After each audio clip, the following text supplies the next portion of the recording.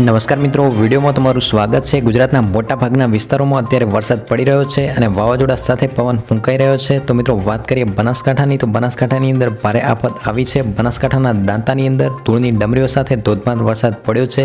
આ ઉપરાંત ભયંકર વાવાઝોડું ફૂંકાવાના કારણે ત્યાંના બધા વૃક્ષો ધરાશાયી થઈ ગયા છે અને વૃક્ષો ધરાશાયી થવાના કારણે રોડ રસ્તાઓ બંધ થઈ ગયા છે અને પરિવહન તંત્ર ખોરવાયું છે। આ ઉપરાંત વીજળીના થાંભલા પણ પડી ગયા છે। તો મિત્રો દાંતાની અંદર મોટી આફત આવી છે અને વડગામની અંદર પણ ધૂળની ડમરીઓ સાથે ભયંકર વરસાદ થયો છે અને મિત્રો કેટલાક વૃક્ષો પડવાના કારણે વાહન વ્યવહાર ઠપ થઈ ગયો છે। આ ઉપરાંત મિત્રો આપણે જણાવી દઈએ કે આ વૃક્ષો પડવાના કારણે કોઈપણ પ્રકારની જાનહાનિ થઈ નથી। તો આ રીતે મિત્રો બનાસકાંઠાના દાંતામાં ભયંકર આફત આવી છે, જેના તમે દ્રશ્યો જોઈ શકો છો, જેની અંદર મોટા મોટા વૃક્ષો પણ ધરાશાયી થઈ જાય છે।